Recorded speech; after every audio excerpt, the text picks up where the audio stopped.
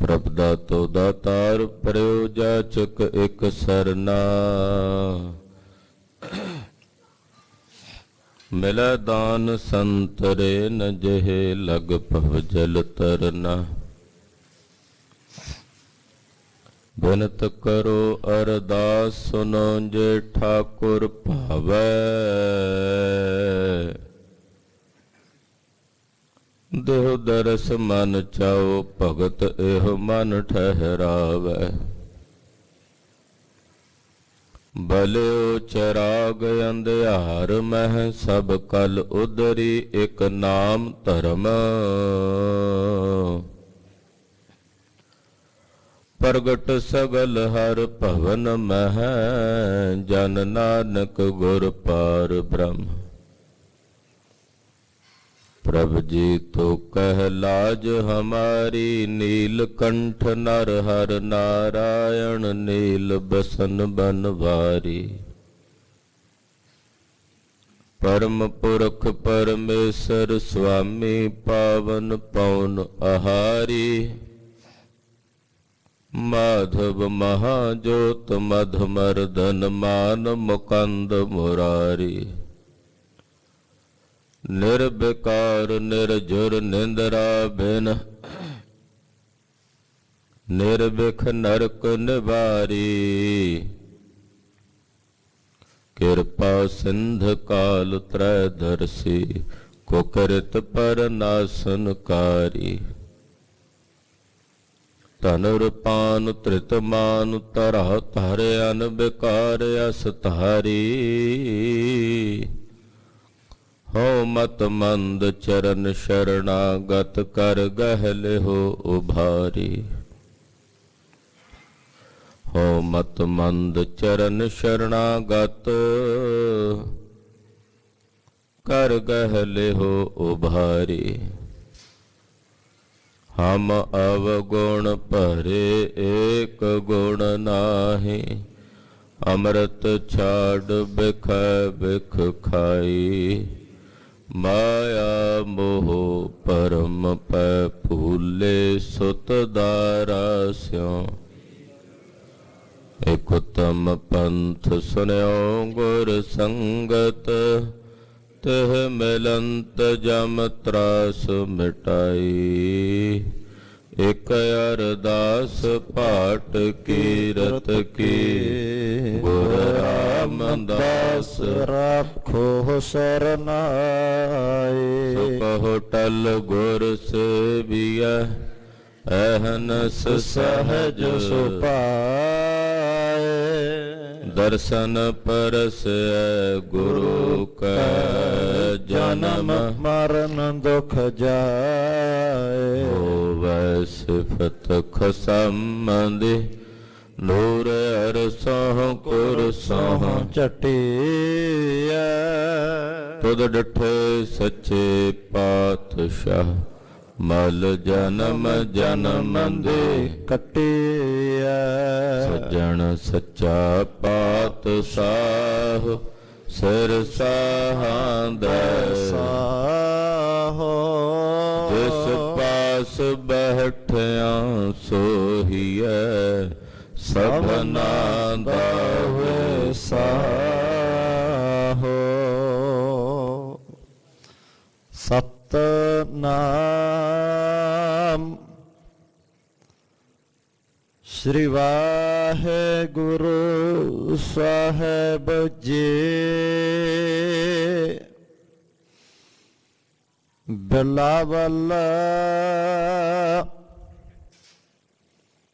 ਗ੍ਰਹ ਤਜ ਬਨ ਖੰਡ ਜਾਈਐ। ਚੁਨ ਖਾਈਐ ਕੰਦਾ।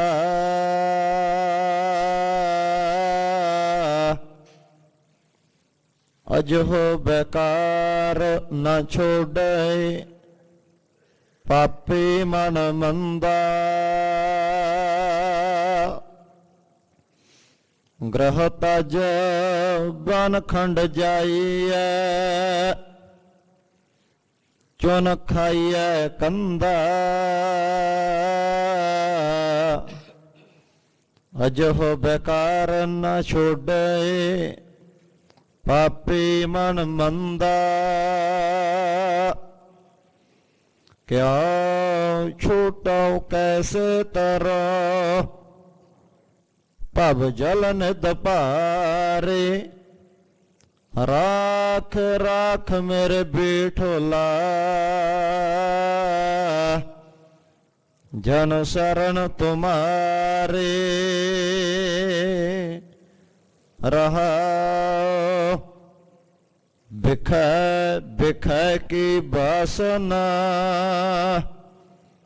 ਤਜੀ ਨਹ ਜਾਏ, ਅਨਕ ਯਤਨ ਕਰ ਰਾਖੀਐ, ਫਿਰ ਫਿਰ ਲਪਟਾਏ, ਜਰਾ ਜੀਵਨ ਜੋ ਬਨ ਗਿਆ, ਕਿਛ ਕੀਆ ਨ ਨੀਕਾ,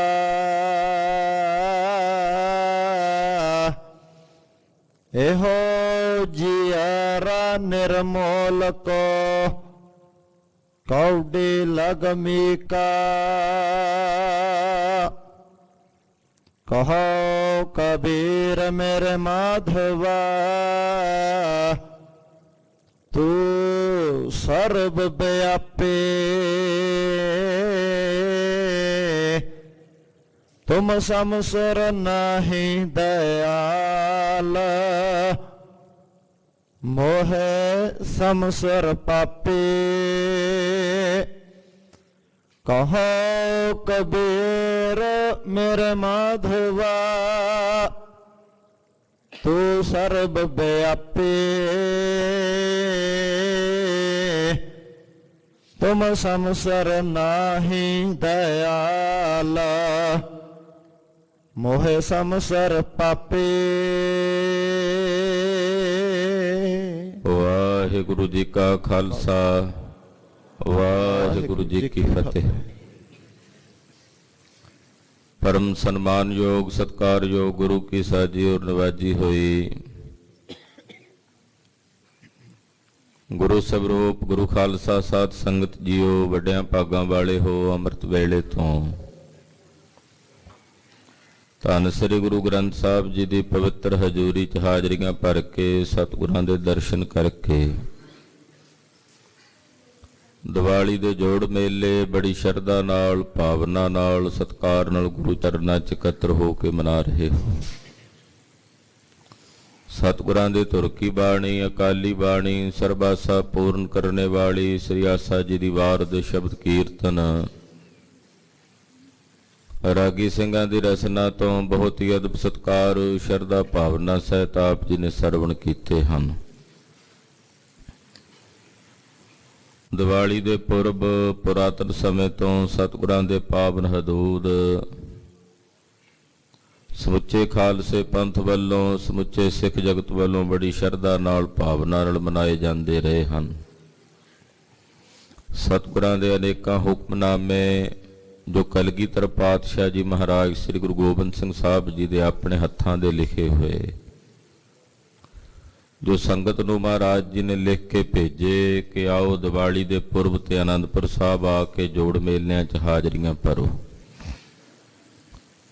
मेरी पीरी दे मालक छेवें पातशाह श्री गुरु हरगोबिंद साहब जी नूं याद करके असीं दिवाली दे जोड़ मेले मनाउंदे हां बंदी छोड़ दिवस दे रूप विच।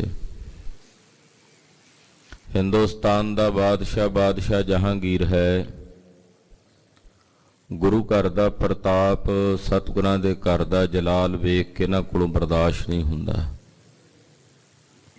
जहांगीर दे समय महाराज पंचम पातशाह जी नूं शहीद किया गया। दीवान चंदू वर्गे मुर्तजा खान वर्गे मलेछ सतगुरां दे दर घर दे खिलाफ भुगतदे रहे। बादशाह दे कंन भरदे ने अनेक प्रकार दियां ना होईयां अणहोईयां गल्लां कह के सुणाउंदे। जहांगीर बादशाह ने श्री गुरु हरगोबिंद साहब जी महाराज जी नूं अपने कोल दिल्ली सद्दिया। छेवें पातशाह जी अपनी समुची फौज समेत दल पंथ समेत घोड़सवारां समेत ਦਿੱਲੀ ਪਹੁੰਚੇ ਹਨ। ਜਿੱਥੇ ਗੁਰਦੁਆਰਾ ਮਜਨੂ ਕਾ ਟਿੱਲਾ ਹੈ, ਮਹਾਰਾਜ ਗੁਰੂ ਨਾਨਕ ਸਾਹਿਬ ਨੇ ਇੱਥੇ ਚਰਨ ਪਾਏ ਹਨ। ਇਸੇ ਸਥਾਨ ਤੇ ਸਤਿਗੁਰੂ ਗੁਰੂ ਹਰਗੋਬਿੰਦ ਸਾਹਿਬ ਜੀ ਨੇ ਆ ਕੇ ਡੇਰਾ ਕੀਤਾ। ਬਾਦਸ਼ਾਹ ਜਹਾਂਗੀਰ ਨਾਲ ਸਤਿਗੁਰਾਂ ਦੀ ਮੁਲਾਕਾਤ ਹੋਈ। ਗੁਰੂ ਸਾਹਿਬ ਜੀ ਤੇ ਭਾਵਨਾ ਕਰਨ ਲੱਗ ਪਿਆ ਬਾਦਸ਼ਾਹ। ਕੁਝ ਸਮਾਂ ਬੀਤਿਆ। ਦੀਵਾਨ ਚੰਦੂ ਔਰ ਇਹਦੇ ਨਾਲ ਦੇ ਜਿਹੜੇ ਹਮਾਇਤੀ ਇਹਦੇ ਸਾਥੀ ਸੀ ਮੁਰਤਜ਼ਾ ਖਾਨ ਵਰਗੇ, ਉਹ ਚਾਹੁੰਦੇ ਸਨ ਕਿ ਕਿਸੇ ਤਰੀਕੇ ਸ੍ਰੀ ਗੁਰੂ ਹਰਗੋਬਿੰਦ ਸਾਹਿਬ ਨੂੰ ਕਤਲ ਕੀਤਾ ਜਾਵੇ ਜਾਂ ਕੈਦ ਕੀਤਾ ਜਾਵੇ। ਉਹਦੇ ਲਈ ਕਈ ਤਰ੍ਹਾਂ ਦੀਆਂ ਸਾਜ਼ਿਸ਼ਾਂ ਘੜਦੇ ਰਹਿੰਦੇ ਹਨ। ਸਤਿਗੁਰਾਂ ਨੂੰ ਨਾਲ ਲੈ ਕੇ ਬਾਦਸ਼ਾਹ ਆਗਰੇ ਨੂੰ ਵਧਿਆ। ਗਰੀਬ ਨਵਾਜ ਪਾਤਸ਼ਾਹ ਜੀ ਨੇ ਆਗਰੇ ਆਣ ਕੇ ਉਤਾਰਾ ਕੀਤਾ। ਇੱਥੇ ਵੀ ਇੱਕ ਘਟਨਾ ਘਟੀ ਕਿ ਇੱਕ ਬਾਗ ਵਿੱਚ ਸਤਿਗੁਰੂ ਜੀ ਸ਼ਿਕਾਰ ਖੇਡਣ ਤੋਂ ਬਾਅਦ ਉਤਰੇ ਹੋਏ ਸਨ ਤੇ ਉਸੇ ਬਾਗ ਦੇ ਵਿੱਚ ਬਾਦਸ਼ਾਹ ਜਹਾਂਗੀਰ ਦਾ ਉਤਾਰਾ ਹੈ। ਇੱਕ ਘਾਹ ਵੇਚਣ ਵਾਲਾ ਗਰੀਬ ਸਿੱਖ ਘਾਹ ਵੇਚ ਕੇ ਆਇਆ। ਕੋਈ 5-4 ਪੈਸੇ ਸਨ ਉਹਦੇ ਪਾਸ। ਪਤਾ ਲੱਗਾ ਵੀ ਗੁਰੂ ਹਰਗੋਬਿੰਦ ਸਾਹਿਬ ਆਏ ਨੇ। ਪਹਿਲਾਂ ਕਦੇ ਸਤਿਗੁਰਾਂ ਦੇ ਦਰਸ਼ਨ ਨਹੀਂ ਸਨ ਕੀਤੇ, ਪਹਿਲੀ ਵਾਰ ਆਇਆ। ਸਿਪਾਹੀਆਂ ਨੂੰ ਖੜਿਆਂ ਵੇਖ ਕੇ ਪੁੱਛਿਆ, ਇੱਥੇ ਸੱਚੇ ਪਾਤਸ਼ਾਹ ਕਿੱਥੇ ਨੇ? ਸਿਪਾਹੀ ਬਾਦਸ਼ਾਹ ਜਹਾਂਗੀਰ ਦੇ ਸਨ। ਉਹਨਾਂ ਸੋਚਿਆ ਵੀ ਸ਼ਾਇਦ ਬਾਦਸ਼ਾਹ ਲਈ ਪੁੱਛਦਾ। ਉਹਨਾਂ ਇਸ਼ਾਰਾ ਕੀਤਾ ਵੀ ਉਹ ਸਾਹਮਣੇ। ਜਹਾਂਗੀਰ ਬਾਦਸ਼ਾਹ ਕੋਲ ਆ ਕੇ ਸਿੱਖ ਨੇ ਉਹ 5 ਪੈਸੇ ਧਰੇ, ਮੱਥਾ ਟੇਕਿਆ। ਜਹਾਂਗੀਰ ਬੜਾ ਹੈਰਾਨ ਹੋਇਆ ਵੀ ਇਹ ਕਿਵੇਂ ਮੈਨੂੰ ਨਮਸਕਾਰ ਕਰ ਰਿਹਾ। ਇਦਾਂ ਤਾਂ ਅੱਜ ਤਾਈਂ ਕਦੇ ਕਿਸੇ ਨੇ ਮੈਨੂੰ ਝੁਕ ਕੇ ਸਲਾਮ ਨਹੀਂ ਕੀਤੀ। ਉਹਨੇ ਪੁੱਛਿਆ, ਹਾਂ ਭਾਈ ਕੀ ਚਾਹੀਦਾ ਹੈ? ਕਹਿਣ ਲੱਗਾ, ਮਹਾਰਾਜ ਪਾਤਸ਼ਾਹ ਮੇਰਾ ਲੋਕ ਪਰਲੋਕ ਸਵਾਰ ਦਿਓ। ਜਹਾਂਗੀਰ ਨੇ ਕੁਝ ਦਿਨ ਪਹਿਲਾਂ ਹੀ ਗੁਰੂ ਸਾਹਿਬ ਨੂੰ ਪੁੱਛਿਆ ਸੀ ਵੀ ਤੁਹਾਨੂੰ ਲੋਕ ਸੱਚਾ ਪਾਤਸ਼ਾਹ ਕਿਉਂ ਕਹਿੰਦੇ ਆ। ਉਹਦਾ ਜਵਾਬ ਬਾਦਸ਼ਾਹ ਨੂੰ ਮਿਲਣਾ ਸੀ। ਕਹਿਣ ਲੱਗਾ ਵੀ ਮੈਂ 2 ਜਹਾਨ ਨਹੀਂ ਸਵਾਰ ਸਕਦਾ। ਜੇ ਇਸ ਲੋਕ ਵਿੱਚ ਕੋਈ ਸੁੱਖ ਚਾਹੀਦਾ ਤੇ ਮੈਂ ਦੇ ਦੇਣਾ। ਉਹ ਸਿੱਖ ਬੜੀ ਹੈਰਾਨੀ ਨਾਲ ਪੁੱਛਦਾ ਵੀ ਤੂੰ ਕੌਣ ਹੈ? ਕਹਿੰਦਾ ਮੈਂ ਬਾਦਸ਼ਾਹ ਹਾਂ ਜਹਾਂਗੀਰ।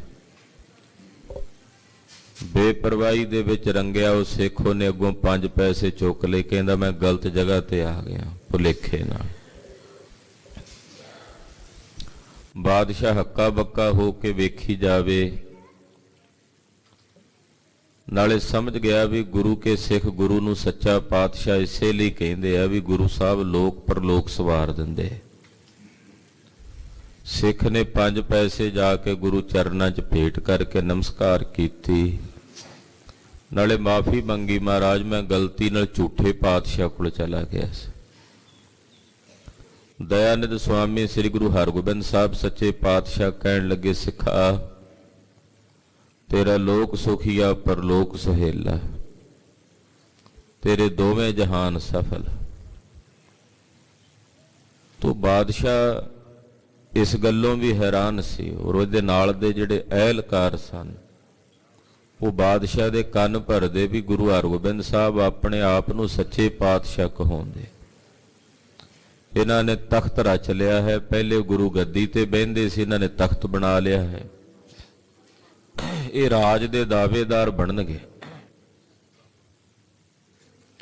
ਆਗਰੇ ਵਿੱਚ ਇੱਕ ਨਜੂਮੀ ਸੀ ਜਿਹਨੂੰ ਆਪਾਂ ਜੋਤਸ਼ੀ ਕਹਿ ਦਿੰਦੇ ਆ। ਜਹਾਂਗੀਰ ਬਾਦਸ਼ਾਹ ਉਸ ਨਜੂਮੀ ਤੇ ਬੜਾ ਯਕੀਨ ਕਰਦਾ ਸੀ।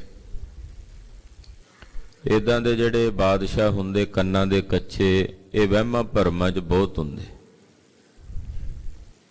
ਚੰਦੂ ਨੇ ਉਸ ਨਜੂਮੀ ਨੂੰ 1000 ਰੁਪਈਆ ਦੇਣਾ ਕੀਤਾ, 500 ਰੁਪਈਆ ਪਹਿਲਾਂ ਦੇ ਦਿੱਤਾ, ਕਹਿੰਦਾ 500 ਤੈਨੂੰ ਬਾਅਦ ਚ ਦਿਆਂਗਾ ਜਦੋਂ ਮੇਰਾ ਕੰਮ ਕਰੇਗਾ। ਉਹਨੇ ਪੁੱਛਿਆ ਚੰਦੂ ਕੀ ਕਰਾਂ? ਕਹਿਣ ਲੱਗਾ ਵੀ ਤੂੰ ਜਾ ਕੇ ਬਾਦਸ਼ਾਹ ਨੂੰ ਕਹਿਣਾ ਵੀ ਤੇਰੇ ਤੇ ਸਾੜ ਸਤੀ ਆਈ ਹੈ, ਤੇ ਉਹ ਸਾੜ ਸਤੀ ਤਾਂ ਟਲੇਗੀ ਜੇ ਸੋਢੀਆਂ ਦੀ ਕੁੱਲ ਦੇ ਵਿੱਚ ਜਨਮਿਆ ਹੋਵੇ, ਨਾਮ ਸ਼੍ਰੀ ਹਰਗੋਬਿੰਦ ਹੋਵੇ, ਔਰ ਚੰਗਾ ਤੇਜਸਵੀ ਪ੍ਰਤਾਪੀ ਪੁਰਖ ਹੋਵੇ। ਉਹ 40 ਦਿਨ ਗਵਾਲੀਅਰ ਦੇ ਕਿਲੇ 'ਚ ਬਹਿ ਕੇ ਤੇਰੇ ਲਈ ਜਪ ਕਰੇ, ਫਿਰ ਇਹ ਸਾੜ ਸਤੀ ਟਲੇਗੀ। ਚੰਦੂ ਨੇ ਸਕੀਮ ਖੇਡੀ ਸੀ ਤੇ ਨਜੂਮੀ ਨੇ ਕਿਹਾ ਜੀ ਮੈਂ ਇਦਾਂ ਹੀ ਕਰਾਂਗਾ। ਨਜੂਮੀ ਆਇਆ, ਚਿਹਰਾ ਉਤਰਿਆ ਜਿਹਾ ਜਿਵੇਂ ਬੜਾ ਫਿਕਰਮੰਦ ਹੋਵੇ, ਬਾਦਸ਼ਾਹ ਕੋਲ ਪਹੁੰਚਿਆ।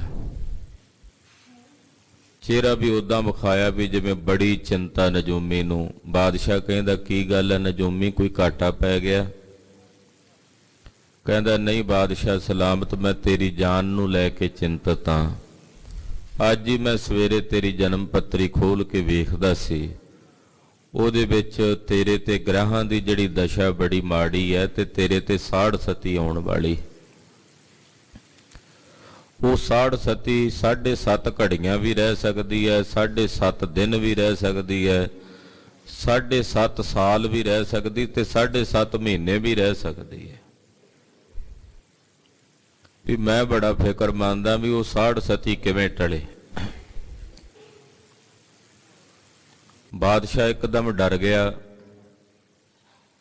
ਕਹਿਣ ਲੱਗਾ ਵੀ ਇਹਦੇ ਨਾਲ ਕੀ ਹੋ ਸਕਦਾ? ਕਹਿੰਦਾ ਇਹਦੇ ਨਾਲ ਕੁਝ ਵੀ ਹੋ ਸਕਦਾ ਬਾਦਸ਼ਾਹ, ਤੇਰੀ ਜਾਨ ਵੀ ਜਾ ਸਕਦੀ। ਡਰੇ ਹੋਏ ਨੇ ਪੁੱਛਿਆ ਵੀ ਇਹਦਾ ਕੋਈ ਉਪਾਅ ਵੀ ਹੈ?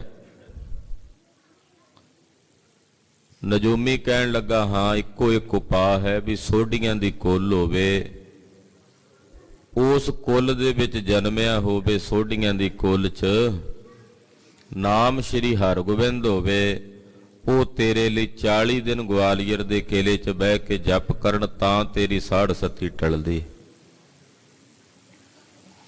ਬਾਦਸ਼ਾਹ ਸੋਚੇ ਵੀ ਇਦਾਂ ਦਾ ਬੰਦਾ ਕਿੱਥੋਂ ਲੱਭੀਏ। ਲਾਗਿਓਂ ਚੰਦੂ ਬੋਲ ਪਿਆ, ਕਹਿਣ ਲੱਗਾ ਵੀ ਗੁਰੂ ਹਰਗੋਬਿੰਦ ਸਾਹਿਬ ਵੀ ਸੋਢੀਆਂ ਦੀ ਕੁੱਲ 'ਚੋਂ ਨੇ, ਉਹਨਾਂ ਦਾ ਵੀ ਨਾਮ ਹਰਗੋਬਿੰਦ ਹੈ। ਉਹ ਤੇਰੇ ਵਾਸਤੇ ਇਹਨਾਂ ਦਾ ਕਰ ਹੀ ਸਕਣਗੇ, ਤੇਰੇ ਨਾਲ ਉਹਨਾਂ ਦੀ ਮਿੱਤਰਤਾ ਹੈ। ਬਾਦਸ਼ਾਹ ਨੇ ਕਿਹਾ ਇਦਾਂ ਹੀ ਕਰਾਂਗੇ। ਬਾਦਸ਼ਾਹ ਗੁਰੂ ਹਰਗੋਬਿੰਦ ਸਾਹਿਬ ਕੋਲ ਆਇਆ। 6ਵੇਂ ਪਾਤਸ਼ਾਹ ਜੀ ਮਹਾਰਾਜ ਜੀ ਨੂੰ ਆ ਕੇ ਬੇਨਤੀ ਕਰਕੇ ਕਹਿਣ ਲੱਗਾ ਮਹਾਰਾਜ ਮੇਰੇ ਤੇ ਸਾੜ ਸਤੀ ਆਈ ਹੈ, ਉਹ ਤਾਂ ਟਲੇਗੀ ਜੇ ਤੁਸੀਂ ਗਵਾਲੀਅਰ ਦੇ ਕਿਲੇ 'ਚ ਬੈਠ ਕੇ ਮੇਰੇ ਲਈ 40 ਦਿਨ ਤਪ ਕਰੋ, ਜਪ ਕਰੋ। 6ਵੇਂ ਪਾਤਸ਼ਾਹ ਹੱਸ ਕੇ ਕਹਿੰਦੇ ਬਾਦਸ਼ਾਹ ਸਾੜ ਸਤੀ ਤੇਰੇ ਤੇ ਨਹੀਂ ਆਈ, ਜਿਹਦੇ ਤੇ ਆਈ ਆ ਉਹਦੇ ਤੇ ਟਲਣੀ ਕੋਈ ਨਹੀਂ, ਜਿੰਨਾ ਮਰਜ਼ੀ ਭੱਜ ਲੈ। ਚੰਦੂ ਵੱਲ ਇਸ਼ਾਰਾ ਕਰਦੇ ਸੀ ਵੀ ਸਾੜ ਸਤੀ ਚੰਦੂ ਤੇ ਆਈ ਹੈ, ਉਹਦੇ ਤੇ ਆਈ ਆ, ਉਦੋਂ ਤੋਂ ਟਲਣੀ ਕੋਈ ਨਹੀਂ, ਪਰ ਚੱਲ ਫਿਰ ਵੀ ਜੇ ਤੂੰ ਕਹਿਣਾ ਤੇ ਅਸੀਂ ਜਾਵਾਂਗੇ। 6ਵੇਂ ਪਾਤਸ਼ਾਹ ਜੀ ਮਹਾਰਾਜ ਜੀ ਨੇ ਆਪਣੀ ਸਾਰੀ ਫੌਜ ਦਿੱਲੀ ਵਾਪਸ ਭੇਜ ਦਿੱਤੀ ਤੇ 5 ਸਿੱਖ ਨਾਲ ਲਏ। ਬਹਾਦਰ ਬਾਬਾ ਬਿਧੀ ਚੰਦ ਸਾਹਿਬ ਜੀ, ਭਾਈ ਜੇਠਾ ਜੀ, ਭਾਈ ਪੈੜਾ ਜੀ, ਭਾਈ ਲੰਗਾਹ ਜੀ, ਭਾਈ ਪੁਰਾਣਾ ਜੀ, ਇਹਨਾਂ 5 ਸਿੱਖਾਂ ਨੂੰ ਨਾਲ ਲੈ ਕੇ ਗਰੀਬਨ ਬਾਗ ਸਤਿਗੁਰੂ ਜੀ ਗਵਾਲੀਅਰ ਦੇ ਕਿਲੇ ਵੱਲ ਵਧੇ। ਗਵਾਲੀਅਰ ਦਾ ਕਿਲਾ ਉਸ ਵੇਲੇ ਉਹ ਮੁਕਾਮ ਸੀ ਜਿੱਥੇ ਉਹਨਾਂ ਰਾਜਿਆਂ ਨੂੰ ਭੇਜਿਆ ਜਾਂਦਾ ਸੀ ਜਿਨ੍ਹਾਂ ਨੂੰ ਕਦੇ ਬਾਹਰ ਨਹੀਂ ਸੀ ਕੱਢਣਾ ਹੁੰਦਾ। ਇੱਕ ਤਾਂ ਉਮਰ ਕੈਦ ਇਹ ਸਜ਼ਾ ਹੁੰਦੀ ਵੀ ਅਖੀਰਲੇ ਸਾਹ ਤੱਕ ਅੰਦਰ ਰਹਿਣਾ। ਇੱਕ ਉਮਰ ਕੈਦ ਹੁੰਦੀ ਜਿਹੜੀ 14 ਸਾਲ 15 ਸਾਲ ਬਾਅਦ ਖਤਮ ਹੋ ਜਾਂਦੀ। ਇੱਕ ਤਾ ਉਮਰ ਕੈਦ ਵੀ ਅੰਤਲੇ ਸਵਾਸ ਤੱਕ ਜੇਲ੍ਹ 'ਚ ਹੀ ਰਹਿਣਾ। ਸਾਡੇ ਬਹੁਤ ਸਾਰੇ ਇਹੋ ਜਿਹੇ ਵੀਰ ਜਿਹੜੀ ਉਮਰ ਕੈਦ ਦੀ ਸਜ਼ਾ 14 ਸਾਲ 15 ਸਾਲ ਦੀ ਸੀ, ਉਹਨੂੰ ਭੋਗਣ ਤੋਂ ਬਾਅਦ 20 ਸਾਲ 25 ਸਾਲ 30 ਸਾਲ ਉਹਨਾਂ ਗੁਰੂ ਕੇ ਲਾਲਾ ਨੂੰ ਯੋਧਿਆਂ ਨੂੰ ਹੋ ਗਏ ਨੇ, ਹਾਲੇ ਤੱਕ ਬੰਦੀ ਖਾਨੇ 'ਚ ਨੇ। ਅੱਜ ਉਹਨਾਂ ਵਾਸਤੇ ਵੀ ਆਪਾਂ ਗੁਰੂ ਅੱਗੇ ਅਰਦਾਸ ਕਰਨੀ ਕਿ ਛੇਵੇਂ ਪਾਤਸ਼ਾਹ ਜਿਵੇਂ ਉਹਨਾਂ 52 ਰਾਜਿਆਂ ਨੂੰ ਆਪ ਜੀ ਨੇ ਰਿਹਾਈਆਂ ਬਖਸ਼ੀਆਂ, ਸਾਡੇ ਨਾ ਬੰਦੀ ਸਿੰਘਾਂ ਨੂੰ ਆਪ ਜੀ ਕਿਰਪਾ ਕਰਕੇ ਰਿਹਾਈਆਂ ਬਖਸ਼ੋ। ਸਾਨੂੰ ਸਰਕਾਰਾਂ ਤੋਂ ਕੋਈ ਆਸ ਨਹੀਂ, ਪਰ ਤੁਸੀਂ ਜਦੋਂ ਵਿਧ ਬਣਾਉਂਦੇ ਹੋ ਤੇ ਅੱਖ ਦੇ ਫੋਰ 'ਚ ਬਣਾ ਦਿੰਦੇ ਹੋ।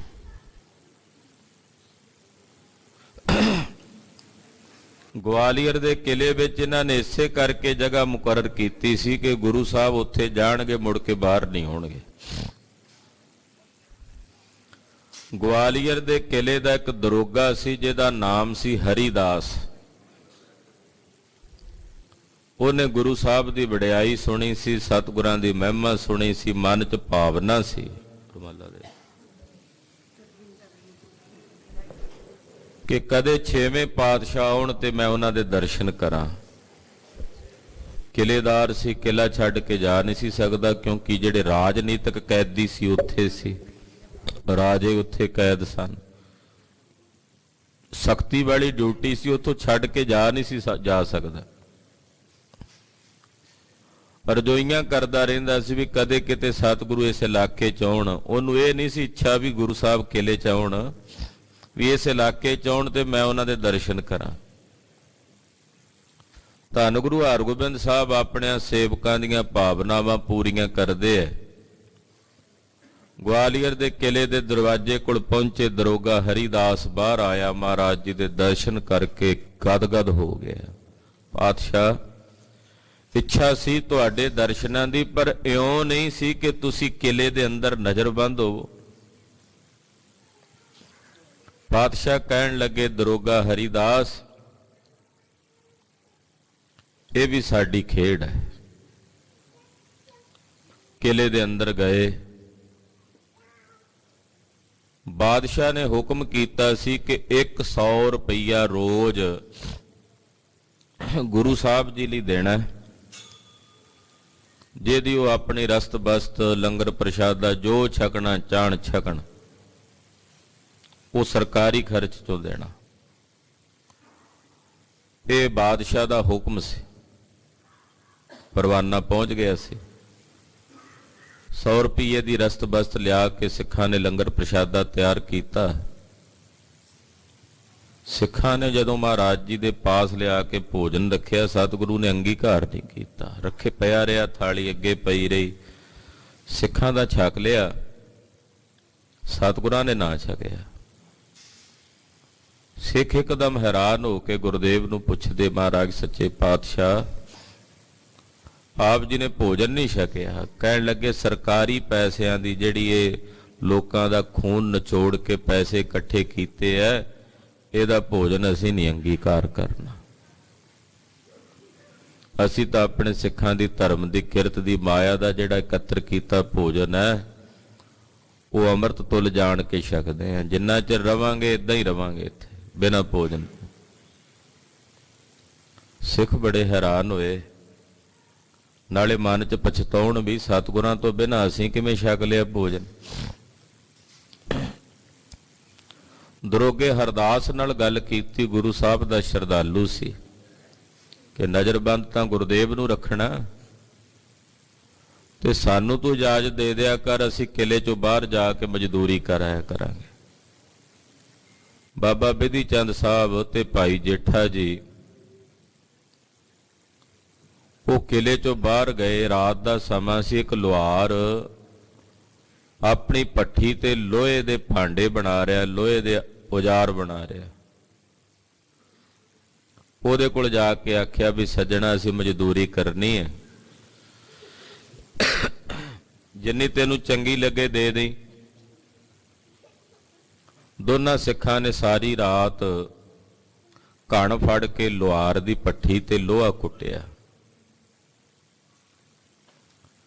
ਸਵੇਰੇ ਲੁਹਾਰ ਨੇ ਕੁਝ ਪੈਸੇ ਦਿੱਤੇ, ਉਹ ਪੈਸੇ ਲਾ ਕੇ ਗੁਰਸਿੱਖਾਂ ਨੇ ਥੋੜਾ ਬਹੁਤਾ ਆਟਾ ਖਰੀਦਿਆ, ਖੰਡ ਖਰੀਦੀ, ਚੌਲ ਖਰੀਦੇ, ਔਰ ਮਹਾਰਾਜ 6ਵੇਂ ਪਾਤਸ਼ਾਹ ਲਈ ਪ੍ਰਸ਼ਾਦਾ ਤਿਆਰ ਕੀਤਾ। ਫਿਰ ਗੁਰੂ ਹਰਗੋਬਿੰਦ ਸਾਹਿਬ ਜੀ ਨੇ ਭੋਜਨ ਛਕਿਆ। ਜਿਹੜਾ 100 ਰੁਪਈਆ ਸਰਕਾਰੀ ਖਜ਼ਾਨੇ ਚੋਂ ਆਉਂਦਾ ਸੀ ਰੋਜ਼, ਉਹ ਮਹਾਰਾਜ ਜੀ ਨੇ ਹੁਕਮ ਕੀਤਾ ਵੀ ਜਿਹੜੇ ਇੱਥੇ ਰਾਜੇ ਕੈਦ ਨੇ, ਇਹਦੀ ਰਸਤ ਬਸਤ ਲਿਆ ਕੇ ਉਹਨਾਂ ਨੂੰ ਕੜਾਹ ਪ੍ਰਸ਼ਾਦ ਦੇਸੀ ਘਿਓ ਦਾ ਬਣਾ ਕੇ ਛਕਾ ਦਿਆ ਕਰੋ, ਇਹ ਅਸੀਂ ਨਹੀਂ ਛਕਣਾ। ਉਹ 100 ਰੁਪਏ ਦਾ ਰੋਜ਼ ਕੜਾਹ ਪ੍ਰਸ਼ਾਦ 100 ਰੁਪਏ ਦਾ ਖੁੱਲਾ ਗੱਫਾ ਬਣ ਜਾਂਦਾ ਸੀ ਉਹਨਾਂ ਦਿਨਾਂ 'ਚ। ਤੋ ਖੁੱਲੀ ਕੜਾਹ ਪ੍ਰਸ਼ਾਦ ਦੀ ਦੇਗ ਰੋਜ਼ ਗਵਾਲੀਅਰ ਦੇ ਕਿਲੇ 'ਚ ਵਰਤਿਆ ਕਰੇ। ਜਿਨ੍ਹਾਂ ਰਾਜਿਆਂ ਨੂੰ ਸੁੱਕੀਆਂ ਰੋਟੀਆਂ ਨਹੀਂ ਸੀ ਖਾਣ ਨੂੰ ਨਸੀਬ ਹੁੰਦੀਆਂ, ਉਹਨਾਂ ਨੂੰ ਦੇਸੀ ਘਿਓ ਦਾ ਰੋਜ਼ ਕੜਾਹ ਪ੍ਰਸ਼ਾਦ ਮਿਲਣ ਲੱਗਾ। ਉਹਨਾਂ ਦੇ ਚਿਹਰੇ ਤੇ ਤਾਂ ਲਾਲੀ ਆ ਗਈ। ਬੇੜੀਆਂ ਪਈਆਂ ਹੋਈਆਂ ਸੀ, ਤਨ ਤੇ ਜੂਆਂ ਪਈਆਂ ਹੋਈਆਂ ਸੀ, ਮੈਲੇ ਕੁਚੈਲੇ ਕੱਪੜੇ ਸੀ। ਰਾਜਿਆਂ ਦੀ ਦਸ਼ਾ ਬਹੁਤ ਮਾੜੀ ਸੀ। ਇਉਂ ਜਗਦਾ ਸੀ ਜਿਵੇਂ ਨਰਕਾਂ ਦੇ ਵਿੱਚ ਨਰਕ ਭੋਗ ਰਹੇ। 6ਵੇਂ ਪਾਤਸ਼ਾਹ ਦੇ ਦਰਸ਼ਨ ਕਰਨ ਆਏ ਵੀ, ਜਿਨ੍ਹਾਂ ਦੀ ਦਇਆ ਨਾਲ ਰੋਜ਼ ਕੜਾਹ ਪ੍ਰਸ਼ਾਦ ਦੀ ਦੇਗ ਮਿਲਦੀ ਆ, ਉਹਨਾਂ ਦੇ ਦਰਸ਼ਨ ਕਰੀਏ। ਤੋ ਸਤਿਗੁਰਾਂ ਦੀ ਸੰਗਤ ਕਰਨ ਲੱਗ। ਇਧਰ ਸਿੱਖ ਰੋਜ਼ ਬਾਹਰ ਜਾਇਆ ਕਰਨ, ਮਿਹਨਤ ਮਜ਼ਦੂਰੀ ਕਰਕੇ, ਜਿਹੜੀ ਕਿਰਤ ਵਿਰਤ ਕਰਕੇ ਮਾਇਆ ਮਿਲਿਆ ਕਰੇ, ਉਹਦੀ ਰਸਤ ਬਸਤ ਲਿਆ ਕੇ ਨਾਲੇ ਸਤਿਗੁਰਾਂ ਨੂੰ ਭੋਜਨ ਛਕਾਇਆ ਕਰਨ, ਆਪ ਵੀ ਉਹਦੇ ਚੋਂ ਛਕਿਆ ਕਰਨ। ਸਮਾਂ ਬੀਤਦਾ ਗਿਆ। 40 ਦਿਨਾਂ ਦੀ ਬਜਾਏ 2 ਮਹੀਨਿਆਂ ਦਾ ਸਮਾਂ ਬੀਤ ਗਿਆ। ਬਾਦਸ਼ਾਹ ਨੇ ਪਿੱਛੇ ਕੋਈ ਸੁਨੇਹਾ ਨਹੀਂ ਭੇਜਿਆ ਵੀ ਹੁਣ 40 ਦਿਨ ਹੋ ਗਏ ਆ, ਸਤਿਗੁਰੂ ਜੀ ਆ ਜਾਣ। ਉਧਰ ਚੰਦੂ ਤੇ ਹੋਰ ਉਹਦੇ ਨਾਲ ਦੇ ਜਿੰਨੇ ਵਜ਼ੀਰ ਅਹਿਲਕਾਰ ਨੇ, ਉਹ ਬਾਦਸ਼ਾਹ ਕੋਲ ਗੁਰੂ ਸਾਹਿਬ ਦਾ ਜ਼ਿਕਰ ਹੀ ਨਹੀਂ ਚੱਲਣ ਦਿੰਦੇ ਵੀ ਬਾਦਸ਼ਾਹ ਨੂੰ ਚੇਤੇ ਹੀ ਨਾ ਆਵੇ ਗੱਲ। 2.5-3 ਮਹੀਨਿਆਂ ਦਾ ਜਦੋਂ ਸਮਾਂ ਬੀਤ ਗਿਆ, ਮਾਤਾ ਗੰਗਾ ਜੀ ਬੜੇ ਚਿੰਤਤ ਹੋਏ। ਇਧਰੋਂ ਪੰਜਾਬ ਤੋਂ ਸੰਗਤ ਜਾਇਆ ਕਰੇ, ਗਵਾਲੀਅਰ ਦੇ ਕਿਲੇ ਦੀ ਪਰਿਕਰਮਾ ਕਰੀ ਜਾਣ ਸਿੱਖ ਜਾ ਕੇ। ਉਧਰ ਦੇ ਲੋਕ ਪੁੱਛਿਆ ਕਰਨ ਵੀ ਇਹ ਕੌਣ ਨੇ ਜਿਹੜੇ ਕਿਲੇ ਦੀ ਪਰਿਕਰਮਾ ਕਰਦੇ ਨੇ ਆ ਕੇ, ਵੀ ਅੱਜ ਤੋਂ ਪਹਿਲਾਂ ਤਾਂ ਕਦੇ ਨਹੀਂ ਇਹਨਾਂ ਨੂੰ ਵੇਖਿਆ। ਕਿਸੇ ਨੇ ਜਾਣਕਾਰ ਨੇ ਦੱਸਿਆ ਵੀ ਇਹ ਗੁਰੂ ਨਾਨਕ ਦੇ ਸਿੱਖ ਨੇ ਤੇ ਗੁਰੂ ਨਾਨਕ ਸਾਹਿਬ ਜੀ ਦੇ 6ਵੇਂ ਸਰੂਪ ਗੁਰੂ ਹਰਗੋਬਿੰਦ ਸਾਹਿਬ ਇਸ ਕਿਲੇ ਵਿੱਚ ਨਜ਼ਰਬੰਦ ਨੇ, ਸਿੱਖ ਇਸ ਕਰਕੇ ਆਉਂਦੇ। ਮਾਤਾ ਗੰਗਾ ਜੀ ਬਹੁਤ ਚਿੰਤਤ ਸੀ ਕਿ ਗਵਾਲੀਅਰ ਦਾ ਕਿਲਾ, ਉਹਦੇ ਵਿੱਚੋਂ ਤਾਂ ਕੋਈ ਬਾਹਰ ਨਹੀਂ ਆਉਂਦਾ। ਬ੍ਰਹਮ ਗਿਆਨੀ ਧੰਨ ਬਾਬਾ ਬੁੱਢਾ ਸਾਹਿਬ ਜੀ ਨੂੰ ਮਾਤਾ ਜੀ ਨੇ ਬੁਲਾਇਆ। ਬਾਬਾ ਜੀ ਨੂੰ ਕਿਹਾ, ਬਾਬਾ ਜੀ ਤੁਸੀਂ ਸਿੱਖਾਂ ਨੂੰ ਇਕੱਤਰ ਕਰੋ ਔਰ ਗਵਾਲੀਅਰ ਦੇ ਕਿਲੇ ਵੱਲ ਜਾਓ। ਗੁਰੂ ਹਰਗੋਬਿੰਦ ਸਾਹਿਬ ਨੂੰ ਗਵਾਲੀਅਰ ਦੇ ਕਿਲੇ ਚੋਂ ਕੱਢ ਕੇ ਲਿਆਓ, ਜੇ ਜੰਗ ਵੀ ਲੜਨਾ ਪਵੇ ਤੇ ਲੜਿਓ। ਬਾਬਾ ਬੁੱਢਾ ਸਾਹਿਬ ਜੀ ਨੇ ਮਾਤਾ ਗੰਗਾ ਜੀ ਦੇ ਹੁਕਮ ਨਾਲ 30,000 ਸਿੱਖਾਂ ਦਾ ਜਥਾ ਤਿਆਰ ਕੀਤਾ। 30,000 ਸਿੱਖ ਇਕੱਠੇ ਕੀਤੇ ਦੇ ਨਾਲ ਲਏ। ਉਹਨਾਂ ਨੂੰ ਨਾਲ ਲੈ ਕੇ ਬਾਬਾ ਬੁੱਢਾ ਸਾਹਿਬ ਗਵਾਲੀਅਰ ਦੇ ਕਿਲੇ 'ਚ ਪਹੁੰਚੇ। ਗੁਰੂ ਹਰਗੋਬਿੰਦ ਸਾਹਿਬ ਜੀ ਦੇ ਦਰਸ਼ਨ ਦਿਦਾਰੇ ਕੀਤੇ। ਆਖਿਆ, ਮਹਾਰਾਜ ਫੌਜਾਂ ਤਿਆਰ ਨੇ, ਮਾਤਾ ਜੀ ਦਾ ਹੁਕਮ ਹੈ ਵੀ ਤੁਹਾਨੂੰ ਲੈ ਕੇ ਜਾਣਾ ਹੈ। ਜੇ ਇਦਾਂ ਚੱਲੋ ਠੀਕ, ਜੇ ਜੰਗ ਵੀ ਲੜਨਾ ਪਏ ਤੇ ਅਸੀਂ ਲੜਾਈ ਨੂੰ ਵੀ ਤਿਆਰ ਹਾਂ।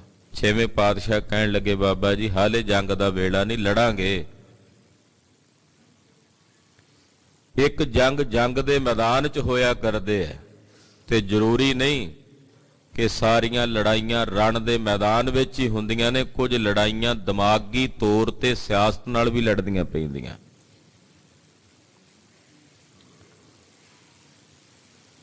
ਕਈਆਂ ਨੂੰ ਭੁਲੇਖਾ ਹੁੰਦਾ ਵੀ ਸ਼ਾਇਦ ਸਾਰੇ ਜੰਗ ਦੇ ਮੈਦਾਨ 'ਚ ਹੀ ਲੜੇ ਜਾਂਦੇ ਨੇ। ਕੁਝ ਜੰਗ ਦੇ ਮੈਦਾਨ ਤੋਂ ਇਲਾਵਾ ਵੀ ਲੜੇ ਜਾਂਦੇ। ਬਾਬਾ ਜੀ ਸਤਵਚਨ ਕਹਿ ਕੇ ਬਾਕੀ ਦੇ ਸਿੱਖਾਂ ਨਾਲ ਰਾਤ ਦਾ ਸਮਾਂ ਸੀ। 6ਵੇਂ ਪਾਤਸ਼ਾਹ ਬਿਰਾਜ ਗਏ।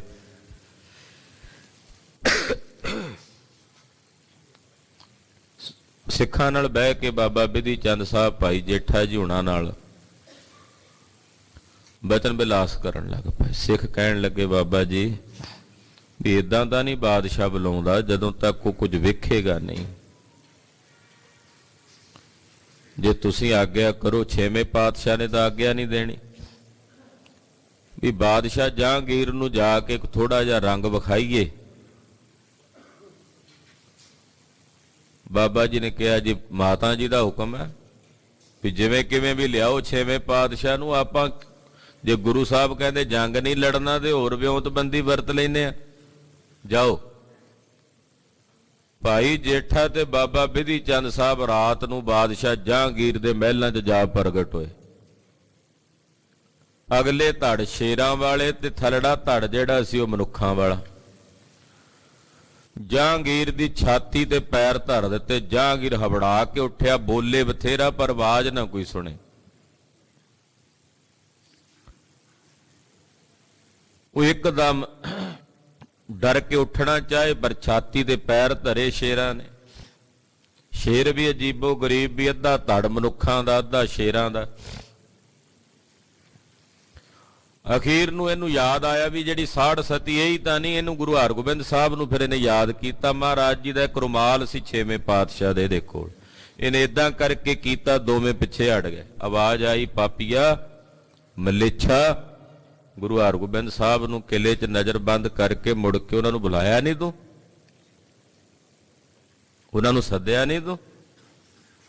ਤੈਨੂੰ ਖਾ ਜਾਵਾਂਗੇ, ਪਾੜ ਜਾਵਾਂਗੇ ਜੇ ਤੂੰ 6ਵੇਂ ਪਾਤਸ਼ਾਹ ਦਾ ਨਾਂ ਨਾ ਲੈਂਦਾ ਤੇ ਤੈਨੂੰ ਹੁਣੇ ਹੀ ਮਾਰ ਮੁਕਾਉਣਾ ਸੀ। ਜਹਾਂਗੀਰ ਕੰਬੀ ਜਾਏ, ਭੈ ਭੀਤ ਹੋਈ ਜਾਏ। ਇਹਨੇ ਨੂੰ ਦੋਵੇਂ ਲੋਪ ਹੋ ਗਏ। ਅਗਲੇ ਦਿਨ ਬਾਦਸ਼ਾਹ ਨੇ ਨਜੂਮੀ ਸੱਦੇ ਆਪਣੇ। ਉਹਨਾਂ ਨੇ ਲੋਹੇ ਦਾ ਪਿੰਜਰਾ ਜਿਹਾ ਬਣਾ ਦਿੱਤਾ ਆਲੇ ਦੁਆਲੇ ਵੀ ਇਹਦੇ ਤੇ ਕੋਈ ਆਦੀ ਬਿਆਦੀ ਨਹੀਂ ਆਉਂਦੀ, ਲੋਹੇ ਦੇ ਚੱਲਦੀ ਨਹੀਂ। ਪਰ ਉਹ ਮਹਾਰਾਜ ਜੀ ਦੇ ਯੋਧੇ ਸੀ, ਉਹਨਾਂ ਵਾਸਤੇ ਪਿੰਜਰੇ ਕੀ ਸੀ। ਆ ਪਹੁੰਚੇ, ਸਗੋਂ ਪਹਿਲੇ ਦਿਨ ਨਾਲੋਂ ਅਗਲੇ ਦਿਨ ਜ਼ਿਆਦਾ ਆ ਕੇ ਇਹਨੂੰ ਭੈ ਭੀਤ ਕੀਤਾ। ਏਦਾਂ 3-4 ਦਿਨ ਲੰਘ ਗਏ, ਬੜਾ ਪਰੇਸ਼ਾਨ ਹੋਇਆ।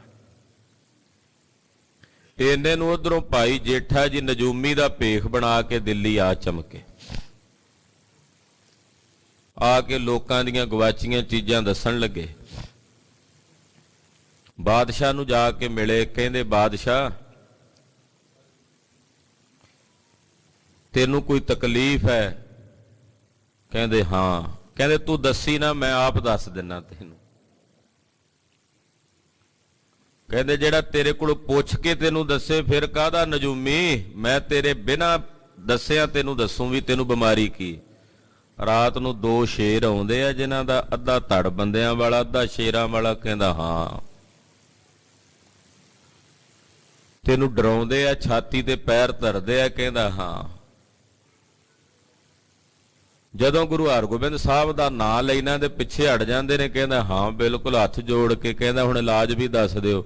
ਇਲਾਜ ਇਹੀ ਹੈ ਬਾਦਸ਼ਾਹ ਕਿ 6ਵੇਂ ਪਾਤਸ਼ਾਹ ਨੂੰ ਗਵਾਲੀਅਰ ਦੇ ਕਿਲੇ 'ਚੋਂ ਵਾਪਸ ਸੱਦ, ਤਾਂ ਬਚੇਗਾ।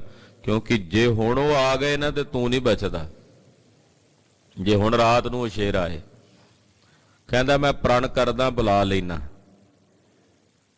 ਜਿਸ ਦਿਨ ਪ੍ਰਣ ਕੀਤਾ ਉਸ ਦਿਨ ਰਾਤ ਨੂੰ ਸਿੱਖ ਨਹੀਂ ਆਏ। ਅਗਲੇ ਦਿਨ ਸਾਈਂ ਮੀਆਂ ਮੀਰ ਜੀ ਪਹੁੰਚ ਗਏ। ਸਾਈਂ ਮੀਆਂ ਮੀਰ ਜੀ ਗੁਰੂ ਘਰ ਦੇ ਸ਼ਰਧਾਲੂ ਸੇਵਕ ਸੀ। ਬਾਦਸ਼ਾਹ ਜਹਾਂਗੀਰ ਉਹਨਾਂ ਦਾ ਬਹੁਤ ਸਤਿਕਾਰ ਕਰਦਾ ਸੀ। ਸਾਈਂ ਮੀਆਂ ਮੀਰ ਜੀ ਨੇ ਕਿਹਾ, ਬਾਦਸ਼ਾਹ ਤੂੰ ਇਹ ਬਹੁਤ ਗਲਤ ਕੀਤਾ। ਖੋਟੇ ਬੰਦਿਆਂ ਦੇ ਆਖੇ ਲੱਗ ਕੇ ਸਤਿਗੁਰਾਂ ਨੂੰ ਉੱਥੇ ਨਜ਼ਰਬੰਦ ਕੀਤਾ। ਉਹਨਾਂ ਨੂੰ ਵਾਪਸ ਸੱਦ ਜੇ ਤੂੰ ਬਚਣਾ।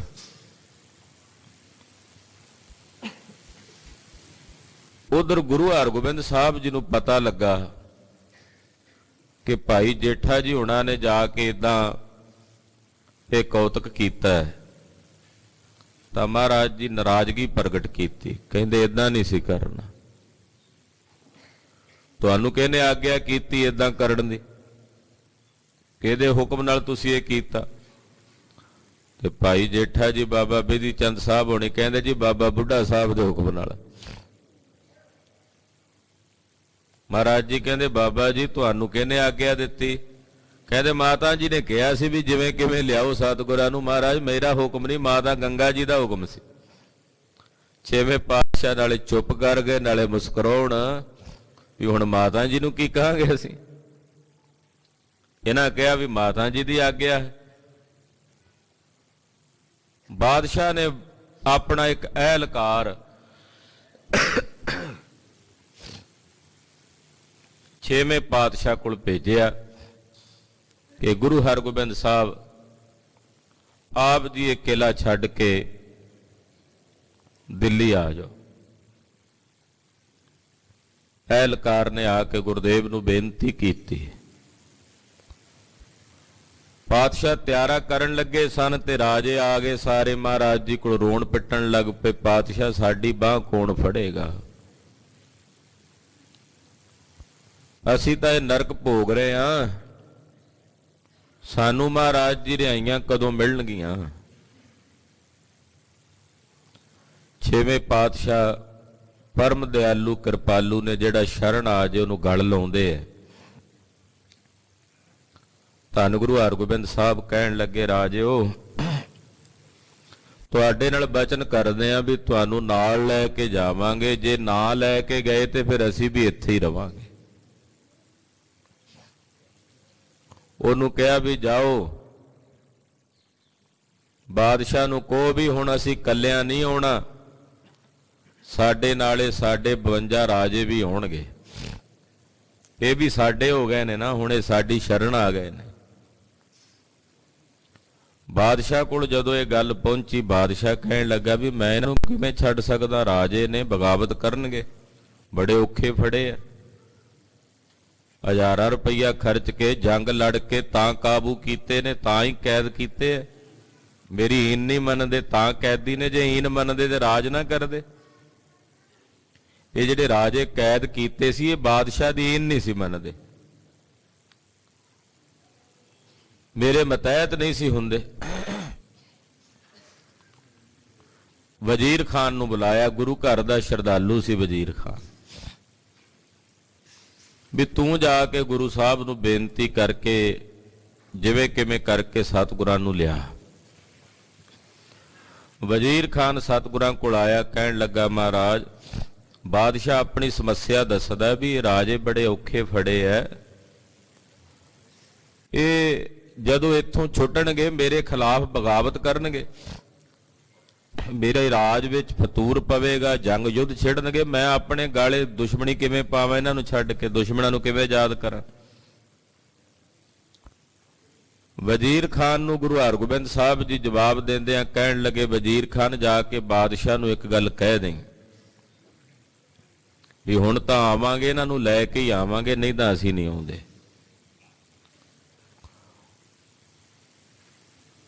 ਛੇਵੇਂ ਪਾਤਸ਼ਾਹ ਨੇ ਬਚਨ ਕਹੇ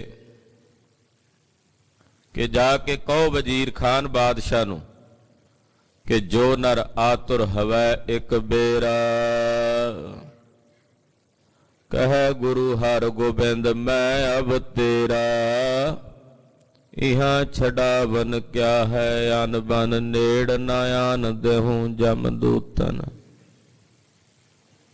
ਬਾਦਸ਼ਾਹ ਨੂੰ ਕਿਹੋ ਕਿ ਜਿਹੜਾ ਬੰਦਾ ਕੋਈ ਦੁਖੀ ਹੋ ਕੇ, ਆਤੁਰ ਕਹਿੰਦੇ ਨੇ ਦੁਖੀ ਨੂੰ, ਦਿਲੋਂ ਦੁਖੀ ਹੋ ਕੇ ਕਹਿ ਦੇਵੇ ਹੇ ਗੁਰੂ ਹਰਗੋਬਿੰਦ ਸਾਹਿਬ ਮੈਂ ਤੇਰਾ,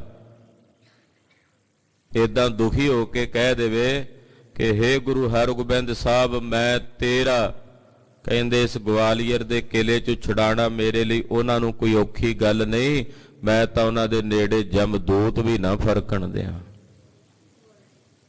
ਜਮਦੂਤ ਵੀ ਉਹਨਾਂ ਦੇ ਨੇੜੇ ਨਾ ਆਉਣ ਦਿਆਂ।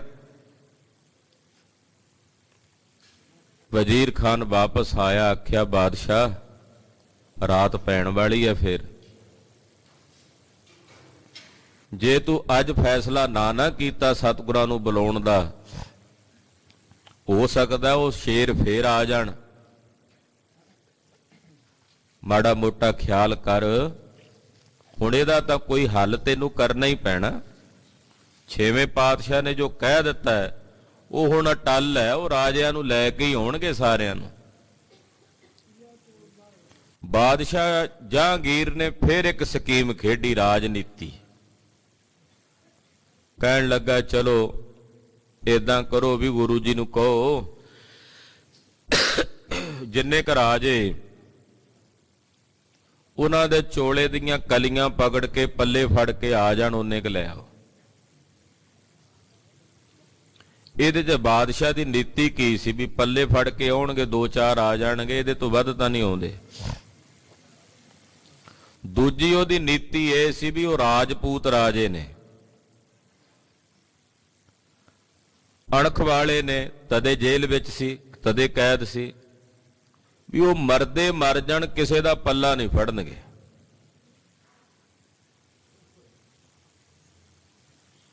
ਪਰ ਉਹ ਇਹ ਨਹੀਂ ਸੀ ਜਾਣਦਾ ਵੀ ਇੱਥੇ ਗੱਲ ਗੁਰੂ ਦੇ ਪੱਲੇ ਦੀ ਫੜਨ ਦੀ ਸੀ, ਕਿਸੇ ਦੁਨਿਆਵੀ ਬੰਦੇ ਦੀ ਨਹੀਂ। ਸਤਿਗੁਰਾਂ ਨੇ ਚੋਲਾ ਇਹੋ ਜਿਹਾ ਤਿਆਰ ਕਰਵਾਇਆ ਜਿਹੜਾ ਅੱਜ ਵੀ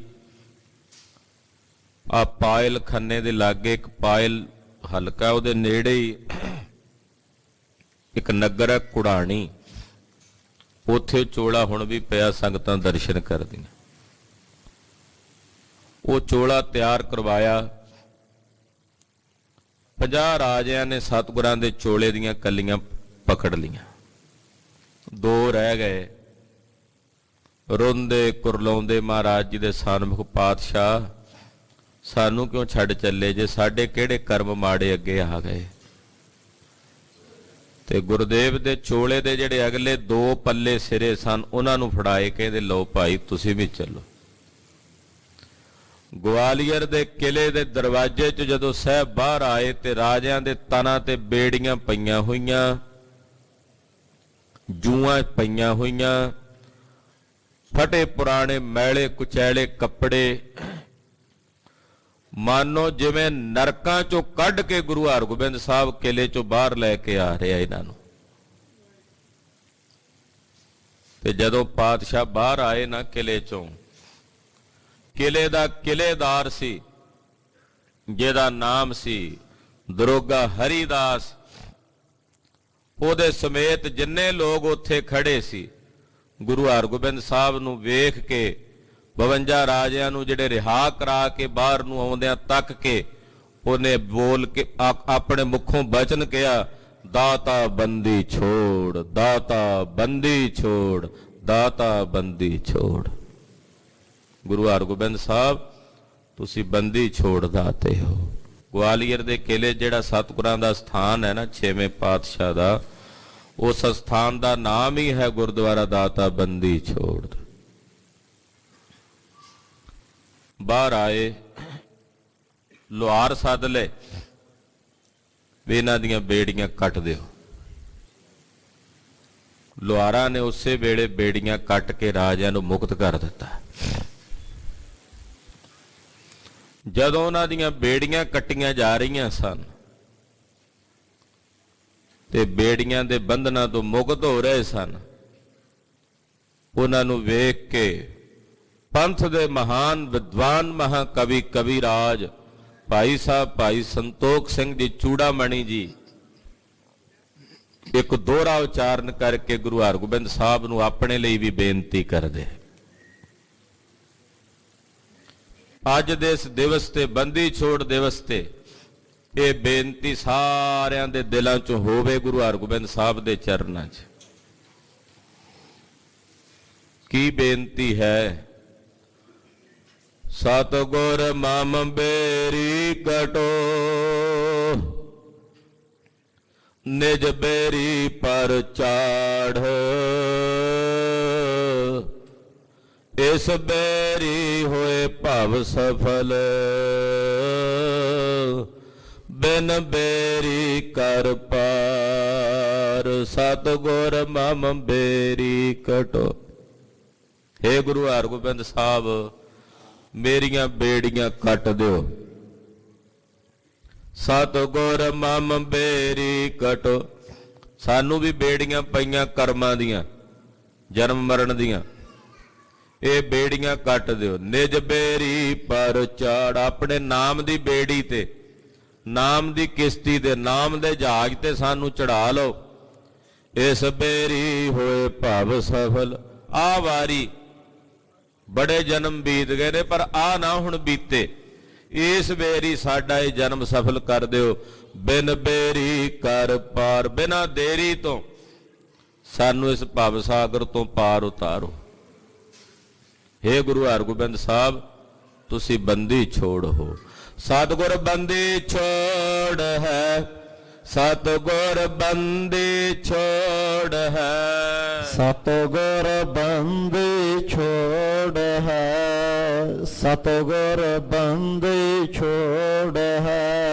ਸਤਿਗੁਰ ਬੰਦੀ ਛੋੜ ਹੈ, ਸਤਿਗੁਰ ਬੰਦੀ ਛੋੜ ਹੈ। ਸਤਿਗੁਰ ਬੰਦੀ ਛੋੜ ਹੈ, ਸਤਿਗੁਰ ਬੰਦੀ ਛੋੜ ਹੈ। ਜੀਵਨ ਮੁਕਤ ਕਰੇ ਓਡੀਣਾ, ਜੀਵਨ ਮੁਕਤ ਕਰੇ ਓਡੀਣਾ। ਜੀਵਨ ਮੁਕਤ ਕਰੇ ਓਡੀਣਾ, ਜੀਵਨ ਮੁਕਤ ਕਰੇ ਓਡੀਣਾ। ਸਤਿਗੁਰੂ ਸੱਚੇ ਪਾਤਸ਼ਾਹ ਬੰਦੀ ਛੋੜ ਹੈ। ਮਹਾਰਾਜ ਕਿਰਪਾ ਕਰੋ, ਸਾਡੇ ਵੀ ਬੰਧਨ ਕੱਟ ਦਿਓ। ਐਸੇ ਗੁਰ ਕੋ ਬਲ ਬਲ ਜਾਈਐ, ਐਸੇ ਗੁਰ ਕੋ ਬਲ ਬਲ ਜਾਈਐ।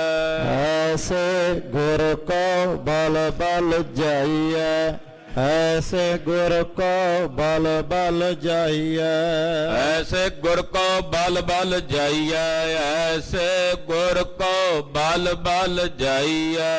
ਐਸੇ ਗੁਰ ਕੋ ਬਲ ਬਲ ਜਾਈਐ, ਐਸੇ ਗੁਰ ਕੋ ਬਲ ਬਲ ਜਾਈਐ। ਆਪ ਮੁਕਤ ਮੋਹਿ ਤਾਰੈ, ਆਪ ਮੁਕਤ ਮੋਹਿ ਤਾਰੈ। ਆਪ ਮੁਕਤ ਮੋਹਿ ਤਾਰੈ, ਆਪ ਮੁਕਤ ਮੋਹਿ ਤਾਰੈ। ਆਪ ਮੁਕਤ ਮੋਹਿ ਤਾਰੈ, ਆਪ ਮੁਕਤ ਮੋਹਿ ਤਾਰੈ। ਆਪ ਮੁਕਤ ਮੋਹਿ ਤਾਰੈ, ਆਪ ਮੁਕਤ ਮੋਹਿ ਤਾਰੈ। ਮਹਾਰਾਜ ਆਪ ਜੀ ਤੋਂ ਵਾਰੇ, ਆਪ ਜੀ ਤੋਂ ਬਲਿਹਾਰੇ 52 ਰਾਜਿਆਂ ਨੂੰ ਨਾਲ ਲੈ ਕੇ ਗੁਰਦੇਵ ਦਿੱਲੀ ਪਹੁੰਚੇ। ਜਦੋਂ ਦਿੱਲੀ ਆਏ, ਬਾਦਸ਼ਾਹ ਨਾਲ ਮੁਲਾਕਾਤ ਹੋਈ। ਸਭ ਰਾਜਿਆਂ ਨੂੰ ਸਿਰੇ ਪਾਉ ਦੇ ਕੇ ਬਾਦਸ਼ਾਹ ਦੇ ਮਤਹਿਤ ਕਰਕੇ ਤੋਰ ਦਿੱਤਾ। ਜਦੋਂ ਗੁਰਦੇਵ ਆਪਣੀ ਫੌਜ ਕੋਲ ਆਏ ਨਾ, ਘੋੜੇ ਵੇਖੇ, ਯੋਧੇ ਵੇਖੇ, ਕਿਉਂਕਿ ਬਾਬਾ ਬੁੱਢਾ ਸਾਹਿਬ ਦੀ ਡਿਊਟੀ ਲਾਈ ਸੀ ਵੀ ਤੁਸੀਂ ਜਾ ਕੇ ਫੌਜ ਦੀ ਸੰਭਾਲ ਕਰੋ, ਘੋੜਿਆਂ ਦੀ ਸੰਭਾਲ ਕਰੋ।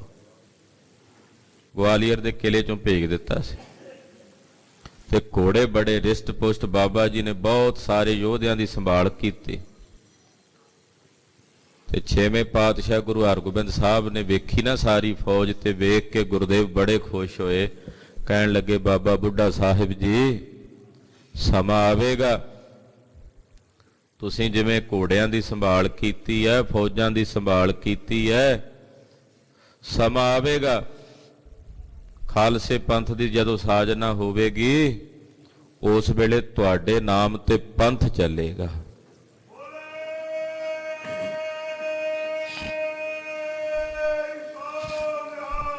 ਸਤਿ ਸ੍ਰੀ ਅਕਾਲ। ਉਹ ਬਚਨ ਪੂਰਾ ਹੋਇਆ ਤੇ ਸ਼੍ਰੋਮਣੀ ਪੰਥ ਅਕਾਲੀ ਬੁੱਢਾ ਦਲ, ਬਾਬਾ ਬੁੱਢਾ ਸਾਹਿਬ ਦੇ ਨਾਂ ਤੋਂ ਪੰਥ ਚੱਲਿਆ। ਗੁਰੂ ਹਰਗੋਬਿੰਦ ਸਾਹਿਬ ਜਦੋਂ ਵਾਪਸ ਸ੍ਰੀ ਅੰਮ੍ਰਿਤਸਰ ਸਾਹਿਬ ਆਏ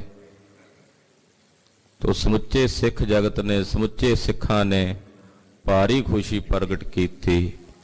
ਤੋ ਦੀਵਾਲੀ ਦੇ ਜੋੜ ਮੇਲੇ ਸਮੁੱਚੇ ਪੰਥ ਨੇ ਮਨਾਏ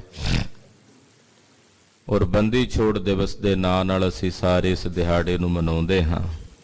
ਸਾਰੀਆਂ ਸੰਗਤਾਂ ਨੂੰ ਦੀਵਾਲੀ ਦੇ ਨਾ ਪੁਰਬਾਂ ਦੀਆਂ, ਦੀਵਾਲੀ ਦੇ ਨਾ ਜੋੜ ਮੇਲੇ ਦੀਆਂ, ਬੰਦੀ ਛੋੜ ਦਿਵਸ ਦੀਆਂ ਲੱਖ ਲੱਖ ਵਧਾਈਆਂ ਹੋਣ। ਜਿਵੇਂ ਇਸ ਹਨੇਰੀ ਰਾਤ ਵਿੱਚ ਦੀਵੇ ਜਗਦੇ ਹਨ, ਲੋ ਹੁੰਦੀ ਹੈ, ਪ੍ਰਕਾਸ਼ ਹੁੰਦਾ ਹੈ।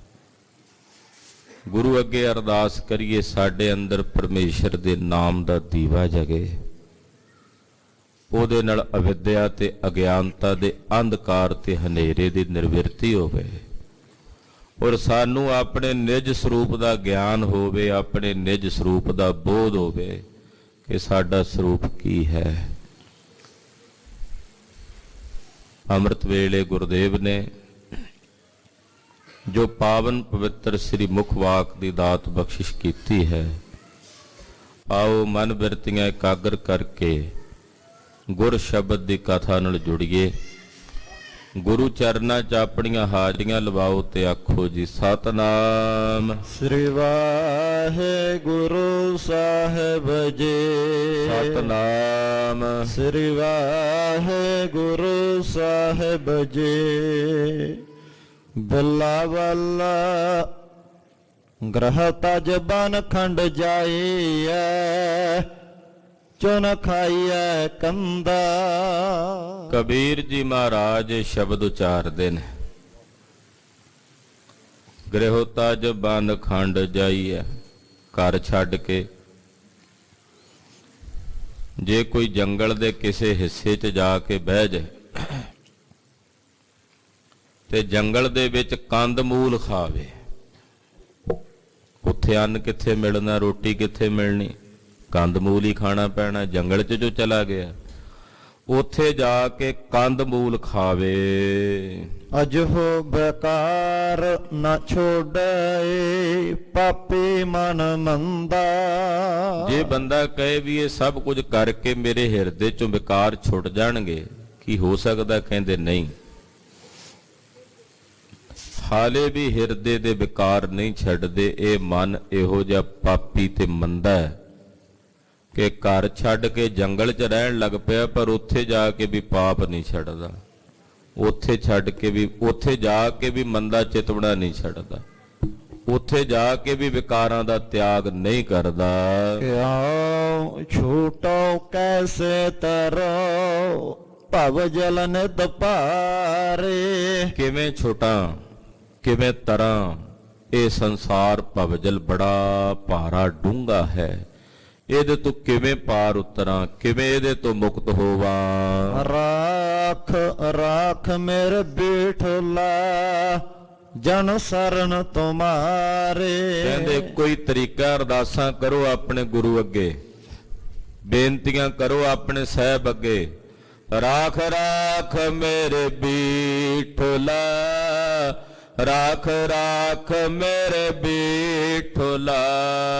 ਰਾਖ ਰਾਖ ਮੇਰੇ ਬੀਠਲਾ, ਰਾਖ ਰਾਖ ਮੇਰੇ ਬੀਠਲਾ।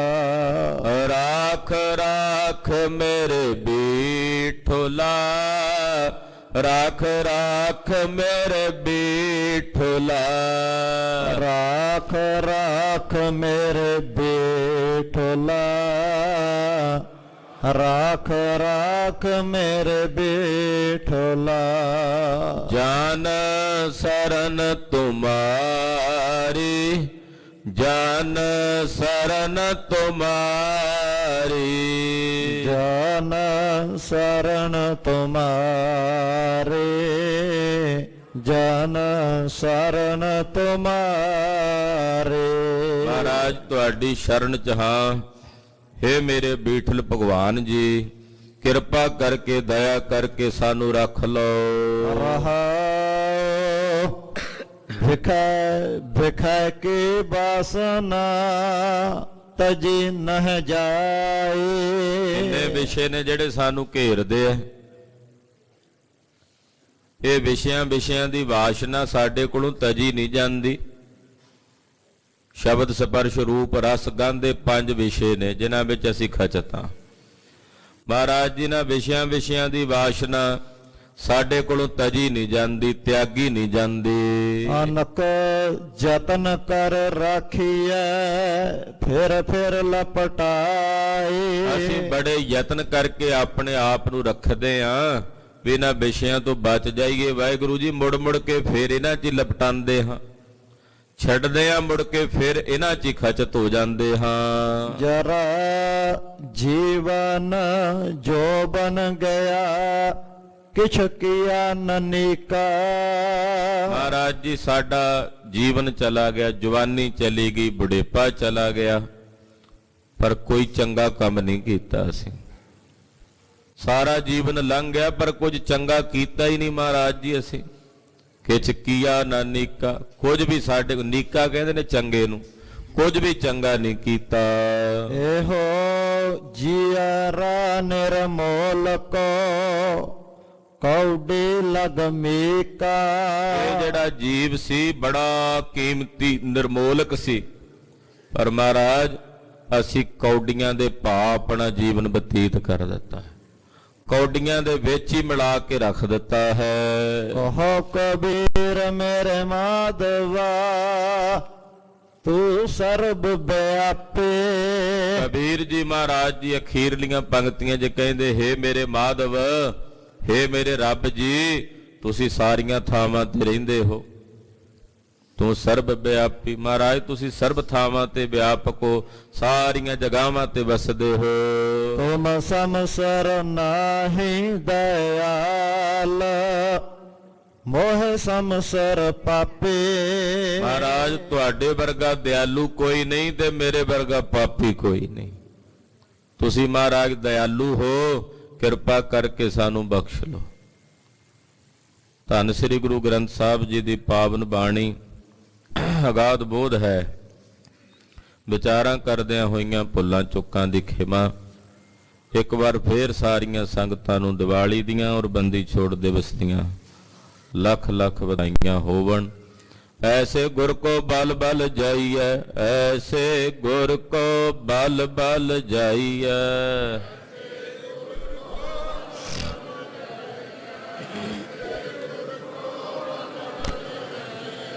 ऐसे गुर को बल बल जाइए, ऐसे गुर को बल बल जाइए।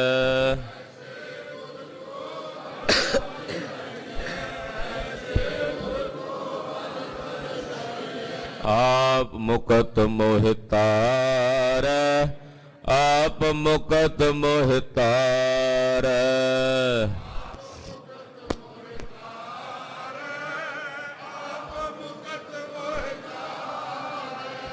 आप मुकत मोहितार, आप मुकत मोहितार।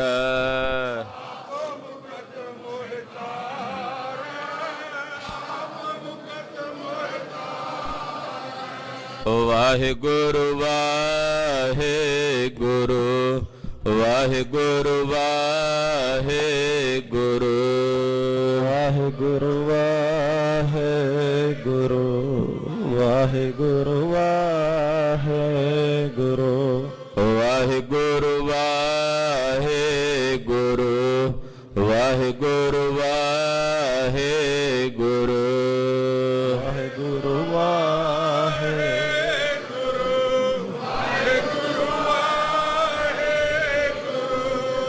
ਵਾਹਿਗੁਰੂ ਜੀ ਕਾ ਖਾਲਸਾ, ਵਾਹਿਗੁਰੂ ਜੀ ਕੀ ਫਤਿਹ।